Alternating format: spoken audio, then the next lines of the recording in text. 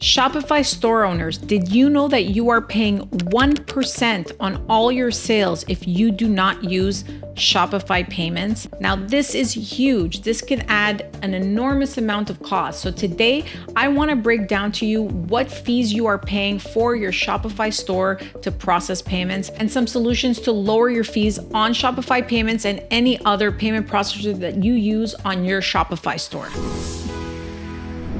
If you're doing $100,000 a month in sales, Shopify is taking $12,000 per year in extra fees if you are not using Shopify Payments for your Shopify store. This is huge, and this is just a big waste of money because there is no service or anything additional that they're providing you. All they're doing is they're saying, great, you want to use Shopify Payments? No problem. We'll just charge you 1% because you're not using us. So this is a huge cash grab for absolutely no value. So you have to keep in mind this is happening to you, and you can continue using Shopify for your store, but I have some tricks for you that will help you save that 1% if, for example, you're using your own payment processing service.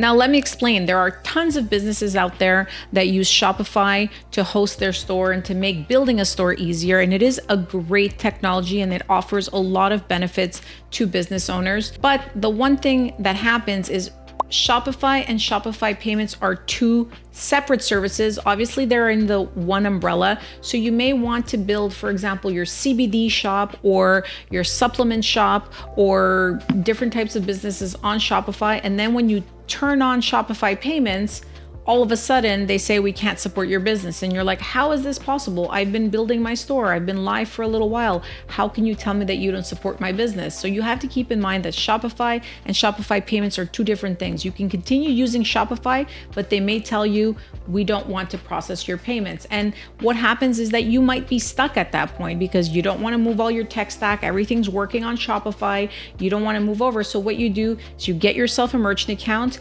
and plug it into Shopify, and bam, Shopify is just charging you an extra 1% in order for you to do that, even though they told you they can't process your payments. So they give you no other option and they're charging you for that luxury. And keep in mind, anything that's deemed high risk, Shopify will not work with. So you may not even know this, but if you're selling any type of digital product, if you're selling supplements, if you're selling CBD, if you have anything high ticket, or if you're in the health and beauty space, you are considered high risk, and Shopify Payments will likely not want to work with you. So you may build your whole tech stack, as I said earlier, and be working with Shopify Payments for a little while, and they may just, all of a sudden shut you down and tell you, hey, you can't work with Shopify Payments. And to be clear, you can continue working with Shopify, just not use their payment service provider. Now, you don't want to be stuck in that situation. You want to have some backups. So whether you're using Shopify Payments, whether they kicked you off, or whether you just want to have backups, I'm going to detail to you what are some best strategies. Because even if you're working with Shopify and Shopify Payments and everything's going well, one key thing in every business is that you need to have backups. You cannot just rely on Shopify Payments to process your payments. If they go down, or if they have a tech issue, or if they shut you down with no notice, you are literally caught with your pants down as a business owner. You have to scramble and find, other ways to process your payments. So you need to always have, a secondary payment processor. It's such an important thing. I mean, if you have an online store and you cannot accept credit cards online, you are out of business. So this is not an option. This needs to happen. If you have an online store, you need to have a backup to your payment processor. If, for example, it's Shopify or whoever it is, you always need to have two. Now, let me give you 4 ways to legally and technically avoid that 1% fee while still keeping Shopify Payments if you're happy with them and just setting up a backup. Or, if you've been shut down, as I said, I'll show you ways to continue using Shopify for your store and get your own payment processing, but avoid that 1%. Now, that is a lot of money to be giving away for absolutely no value. So although 1% may sound small, as your business scales, this can be thousands and hundreds of thousands of dollars. So it is important to focus on this as it can become more and more significant as your revenue grows. And one thing to keep in mind, Shopify Payments and Shopify are great platforms and they work really, really well, although they are very inflexible and they also have a different risk appetite. For example, if your store is running very well and then all of a sudden you get a couple of chargebacks, even though you are nowhere close to breaching any chargeback thresholds, they may see this as outside of your pattern.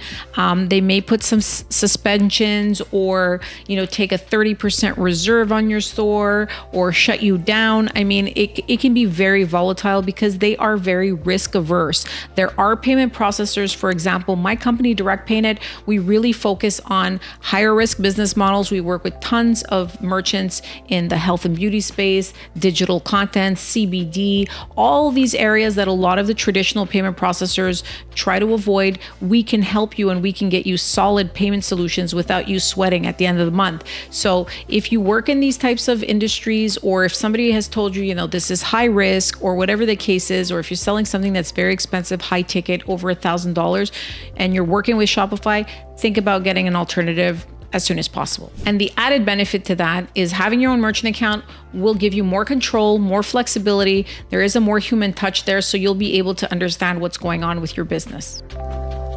So now let me explain exactly the payment structure. Shopify Payments charges as a base rate 2.9% plus 30 cents a transaction. The one thing you have to keep in mind is foreign transactions also have a rate of 0.6 to 1.5% in addition to that. And if it is a foreign currency, they will charge you a foreign exchange fee in order to accept that currency and convert it back to US dollars. So it is important to understand that the advertised rate is a little bit different depending on your business situation and how many foreign transactions and how many different currencies you accept. So keep that in mind. And if you take phone orders, those are also more expensive. They usually charge 0.6 to 1% more for any orders that don't have a checkout page or an e-commerce page. So these are all additional costs, and these are things that are not necessarily advertised very openly. So it's important to know what your final price is with Shopify Payments. If you decide not to work with Shopify Payments, prices can vary. For example, you may be paying less, you may be paying more.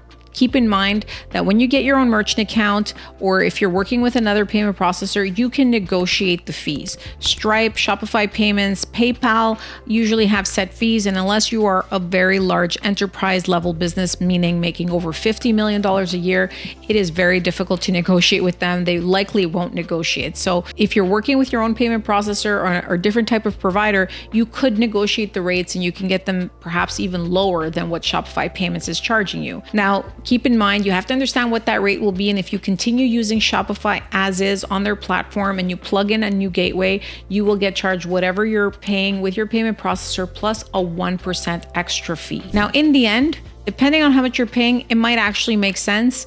Third parties, as I said, or merchant account providers are more flexible. They're willing to accept different business types. They're willing to take on more risk and work with merchants in these different industries. So it still may be worth it, but I'm going to give you a few tricks right now to avoid that 1% fee and continue hosting your store on Shopify.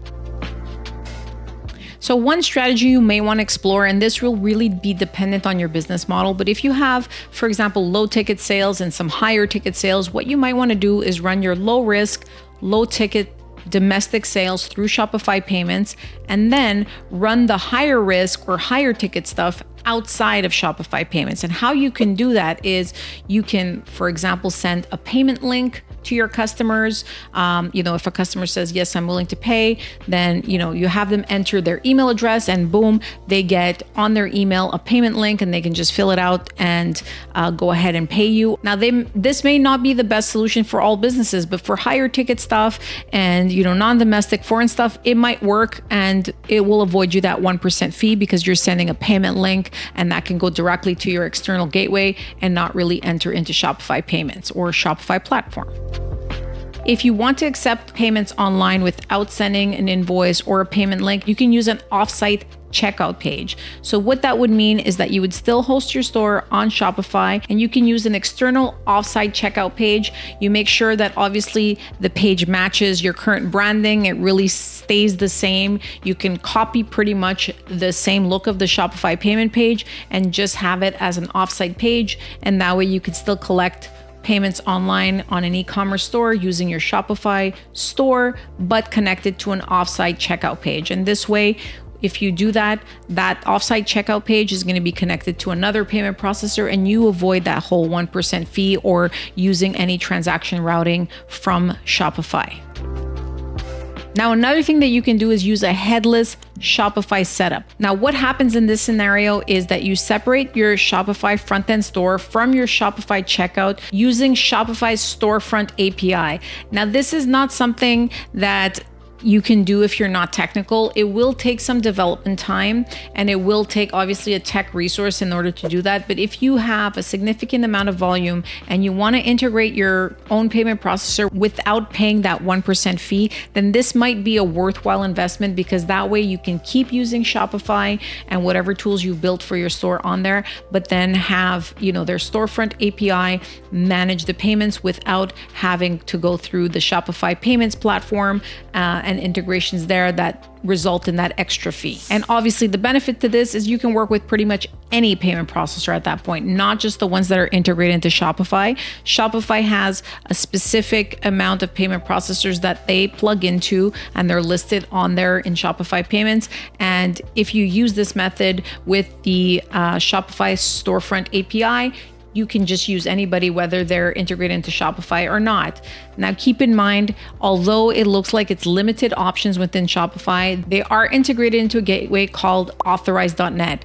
Authorize.net plugs into thousands of different payment processors, including my company, DirectPayNet. We can plug in directly to Shopify using Authorize.net. It takes a couple of minutes, so you don't have to worry about extra technical setup and so forth if you decide to use, Shopify payments, but use your own payment gateway. Most payment processors will allow you to plug in through Authorize.net and use whatever payment processing facilities they have. So, there is quite a few options even available through the Shopify payments integration to Authorize.net. But if you want to work with somebody else and you use this methodology with the storefront API, you can work with anybody regardless of Shopify's payment integrations. Now, another thing, and depending on your business model, you may have an outside call center, you may have, an email list or phone orders or catalog orders. Now, you could decide that e-commerce orders for online orders that go through the checkout page are done through Shopify, but everything else can go to an external provider. So if, you have a call center, you can have them fill out a virtual terminal order through another processor. If you do invoicing, you can create invoices for another gateway that you're working with, and so on and so forth. So this is a way to maybe just add some separation, have some redundancy, and not put all your eggs in the Shopify payments platform, but still continue using Shopify payments for ease for online checkout transactions. Now, if you decide to do this and you still want to continue using Shopify for backend management for these orders, there will be a little bit of manual work, but again, there usually is a little bit of manual work with phone orders and those types of orders. So you just have to make sure you create a process for your staff to understand that when a phone order comes in, we have to manually track it in Shopify platform to make sure that the customer gets shipped, gets the right notifications, and so on and so forth. So even though it seems, like a lot of work, there could be a very quick practice in place that you can, tag a couple of things to make sure that you add these orders into your Shopify store and your Shopify platform so the customers get the same end user experience. Now, the last thing, and this is not for everybody, obviously, as I mentioned, if you have very high volume or you're a Shopify Plus account holder, you may have an account manager, you may have somebody's ear at Shopify, and you could negotiate your payment processing fees through Shopify payments. So if pricing is an issue, you can go back to them and say, hey, I do want to have a different payment processor. I want to continue working on Shopify. Can we cut that down from 1% to 0.5%? Obviously, if you have high enough volume, they may negotiate with you because they don't necessarily want to lose you as a customer on the whole platform. And if you also have a Plus account, you may have just some leeway with somebody there. Keep in mind, all these fees, they're not written in stone. They're there for you to negotiate, whether it's, that 1% fee that they're tagging on or your payment processing fee with Shopify payments or anybody else you're working with. These are things that you can negotiate as long as you're informed and you understand what you're paying, you have to also understand that there's a cost to payment processing. Visa and MasterCard have a cost. And, if you get too close to that cost, there are several options and payment processors that just won't be willing to work with you because they don't want to incur any losses. So 0% payment processing, that's not going to happen unless you pass it on to your customer, but you can get, below what Shopify Payments offers. And you can also negotiate with Shopify if you want to work with an external payment processor for them to lower that 1% fee to something more reasonable. And the higher your sales are, the more likely they are to reduce it to something, a lot less significant than that 1%. Now, if you do have the ear of somebody at Shopify, go prepared. Make sure you know your numbers, make sure you know what costs and what extra fees are going to be added on there. And the conversation is going to be a lot smoother and likely will result in your favor by having a discount. Now, as my last tip, and I just want to give everybody that's listening here a fair warning. I get calls daily from different business owners that are using Stripe, Shopify Payments, PayPal, and they call me frantically telling me that, they've been shut down, or Shopify is holding 30% of their money, or they got, an email with questions they don't know how to answer and they don't know what to do because Shopify is threatening to shut them down. So I get these calls and emails and comments daily. So I do want to give you a fair warning that it is very important, as I said earlier, to have a backup payment processor. You definitely don't want to be caught in a situation where this happens, these holds, these shutdowns happen, and then your business, for example, for 2 or 3 weeks can't accept any payments because it could take a couple of weeks in order to find the right provider. Getting a merchant account is a lot more flexible, but it does require an application that could take, 1 to 2 weeks, depending on how complicated your case is. So you want to have this set up before any issues happen. And you can use it, as I said, for phone orders, customer service orders, and so forth, and use it for various needs, but always have that as a backup in your back pocket. It will save you a lot of heartache in the future. If anything happens with Shopify Payments, you won't sweat it. You'll just switch over and then be able to continue your business as is without any hiccups or without any headaches. And also, having your backup will weather you from any storms of policy changes or in-depth account verifications and them telling you that they don't support your business type, and anything that could go sideways with Shopify, or, if you're using Stripe and so forth. All these things apply to both of them. They can have policy changes. Last year, for example, Stripe decided that they didn't want to work with content providers anymore and businesses that were just selling content. So they started, mass shutting down a lot of these accounts with very little to no notice. And that obviously puts a lot of business owners in the bind because then, they're out of business until they can find another solution. So you don't want to be in that situation. You want to make sure that you have your backups in place, that you have a plan to use these backups to ensure that they're viable. If your account stays dormant for too long, you have to keep in mind that you may get shut down from your payment processor for inactivity. So it's important to have a plan in place for something as crucial as accepting credit cards. If you have an online store, accepting credit cards is your lifeblood. So don't leave it up to one provider. Feel free to contact me or somebody from my team at Direct PayNet. We are specialists in this. We can help any type of business figure out their payment processing conundrums, make sure that you optimize your conversion rates and that you have a great routing strategy. So I hope to hear from you soon. And don't forget to like and subscribe to this channel. I share tons of tips and tricks that will make you more money. If you subscribe to this channel, I can guarantee you that you will find value and you will be making more money in your business. So I look forward to hearing from you. And if you have any questions or need anything, feel free to drop me a line down below. And thanks so much for listening.